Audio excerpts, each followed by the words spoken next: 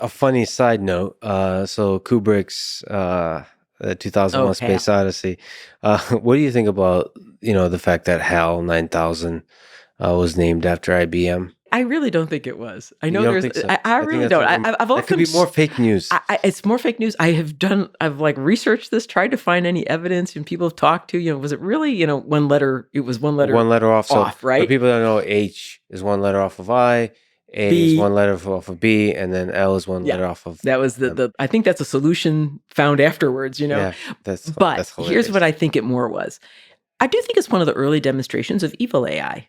Yeah. Like, can be taught bad. I could push back on that because it's presented as evil in the movie because the AI hurts people. But it's a really interesting ethical question because the role of HAL 9000 is to carry out a successful mission. And so the question that is a human question. Yeah. It's not At an what AI price? question. At what price? Humans I wage agree. war. They pay very heavy costs for a vision, for a goal of a future that creates a better world. And so that's the question, certainly in space. Doctors ask that question all the time. Under limited resources, who do I allocate my time and money and efforts? I agree. Like I said, I've spent a decade talking about this question of AI ethics, right? And that it needs really considerable, not just attention, because otherwise it will mirror everything we love and everything we don't love. Mhm. And again, and that's in beauty in the eye of the beholder, right? Depending your culture and everything else. With what you're doing and what you're going to do, how do you think about it? Do you think about the AI you're going to develop as having guardrails dictated by some of your beliefs, or? Yeah, for sure. So there's so many interesting ways to do this the right way, and I don't think anyone has an answer. I tend to believe that transparency is really important. Yep. So I think some aspect of your work should be open sourced, or at least have an open source competitor that creates a kind of forcing function for transparency of how you do things. So the other is I tend to believe, maybe it's because of the podcast and I've just talked to a lot of people, you should know the people involved I agree 100%. as opposed to hide behind a company wall. Sometimes there's a pressure. You have a PR team, and you have to be careful, investors and discussions, so on. Let's protect.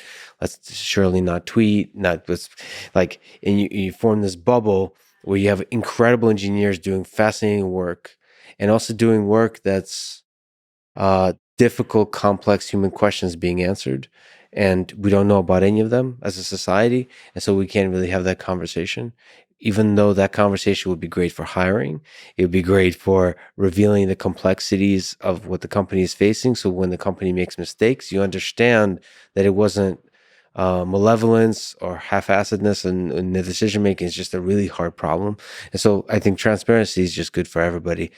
And I mean, in general, just having a lot of public conversations about this is serious stuff. It's that AI will have a transformative impact on our society, and it might do so very, very quickly through Yeah. all kinds of ways we're not expecting, which is social media recommendation systems.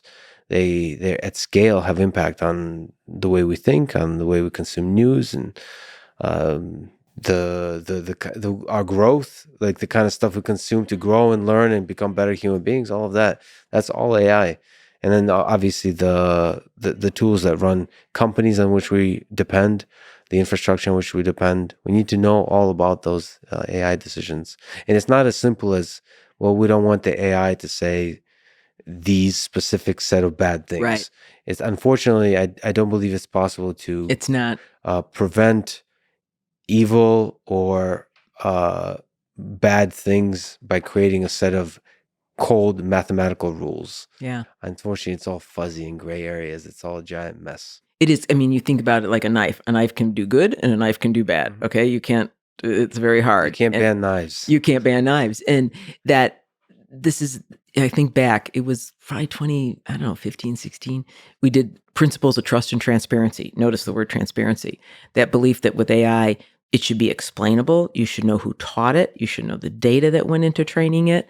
You should know how it was written. If it's being used, you have a right to know these things. And I think those are pretty, to this day, really powerful principles to be followed, right? And part of it we ended up writing because here we were when we were working on particularly healthcare. Like, okay, you care who trained it in what, and where did, and that's sort of simple, that comes to your mind, and you're like, yeah, that makes a lot of sense for something important like that. But it just in general, people won't trust the technologies, I don't think, unless they have transparency into those things. In the end, they won't really trust it.